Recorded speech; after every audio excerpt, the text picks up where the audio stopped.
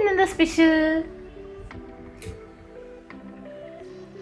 Strawberry season ആയില്ലേ? അപ്പം നമുക്ക് ഇന്നൊരു അടിപൊളി ഹോട്ട് സ്ട്രോബെറി കേക്ക് ഡെസേർട്ട് ചെയ്ത് നോക്കാം. നിങ്ങൾ സ്ട്രോബെറി കേക്ക് കഴിച്ചിട്ടുണ്ടായിരിക്കും, ഡെസേർട്ടും കഴിച്ചിട്ടുണ്ടായിരിക്കും.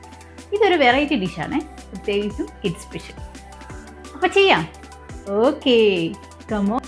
അപ്പോൾ ഈ ഹെൽത്തി ആയിട്ടുള്ള കേക്ക് ഡെസേർട്ടിൻ്റെ റെസിപ്പി നോക്കിയാലോ? ഇതിനായിട്ട് ഞാനിവിടെ 1.5 കപ്പ് റോൾഡ് ഓട്സ് ആണ് എടുത്തേക്കുന്നത്. അത് നമുക്ക് ഒന്ന് നന്നായിട്ട് പൊടിച്ചെടുക്കണം. ഇനി നമുക്കൊരു 100 ഗ്രാം ഫ്രഷ് സ്ട്രോബെറി നമുക്ക് നന്നായിട്ടൊന്ന് അരച്ചെടുക്കണം കേട്ടോ. ഇത് നമുക്ക് സോസ് ഉണ്ടാക്കാനായിട്ടാണ്. ഇനി ഒരു പാൻ വെച്ച് കൊടുത്ത് ചൂടാവുമ്പം നമ്മൾ ഈ അരച്ചെടുത്ത സ്ട്രോബെറി ഇതിലേക്ക് ഒഴിച്ചു കൊടുക്കുക.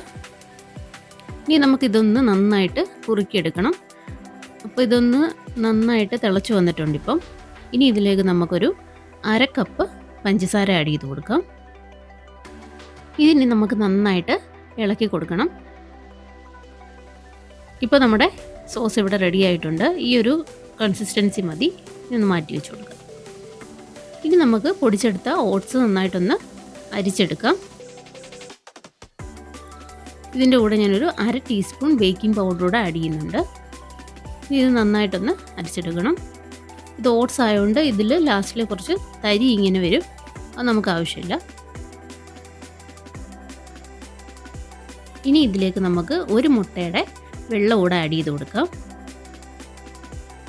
പിന്നെ 1 ടേബിൾ സ്പൂൺ ബട്ടർ.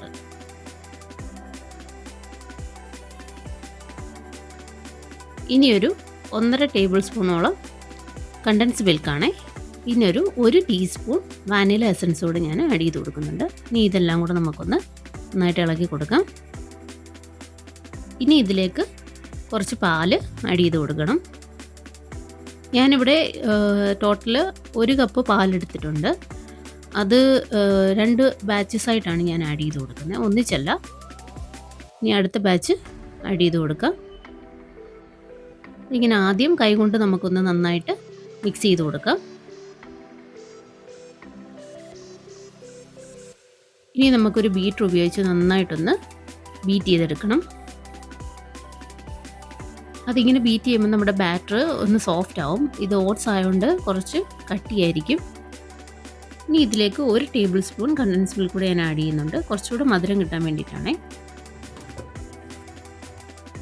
ഇനി ഇതിലേക്ക് 1 ടേബിൾ സ്പൂൺ സ്ട്രോബെറി സോസ്, നമ്മൾ ആദ്യം റെഡിയാക്കി വെച്ച ആ സോസ് ആഡ് ചെയ്ത് കൊടുക്കുന്നുണ്ട്. ഇനി നമ്മുടെ ബേക്കിംഗ് ട്രേയിലേക്ക് നമുക്കൊരു ബട്ടർ പേപ്പർ വെച്ച് കൊടുത്തിട്ട് നന്നായിട്ട് ബട്ടർ വെച്ച് ഗീസ് ചെയ്യാം.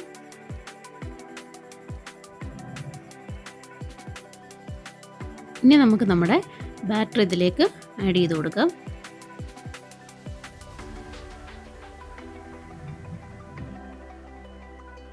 ഇനി നമുക്ക് പ്രീഹീറ്റ് ചെയ്ത ഓവനിലോട്ട് ഇത് വെച്ച് കൊടുക്കാം.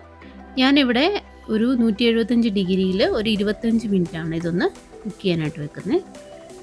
ഇനി ഇതിൻ്റെ ക്രീം റെഡിയാക്കാനായിട്ട് നമുക്ക് 1 കപ്പ് വിപ്പിംഗ് ക്രീം ആഡ് ചെയ്ത് കൊടുക്കാം.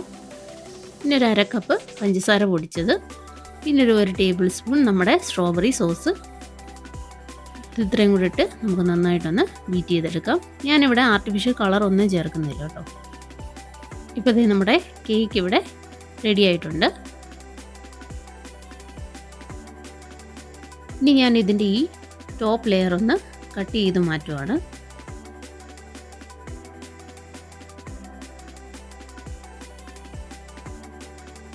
ഇനി നമുക്ക് റെഡിയാക്കി വെച്ച സ്ട്രോബെറി സോസ് ഇതിലേക്ക് നന്നായിട്ട് സ്പ്രെഡ് ചെയ്ത് കൊടുക്കാം.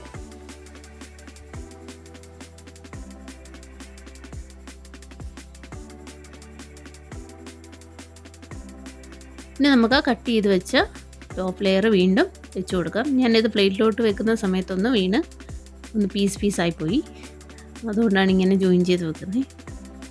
ഇനി നമ്മൾ റെഡിയാക്കി വെച്ച ക്രീം ഇതുപോലെ നന്നായിട്ട് നമുക്ക് സ്പ്രെഡ് ചെയ്ത് കൊടുക്കാം. ഇത് ഫുള്ളായിട്ട് ഇങ്ങനെ നമുക്ക് കവർ ചെയ്തെടുക്കണം കേട്ടോ.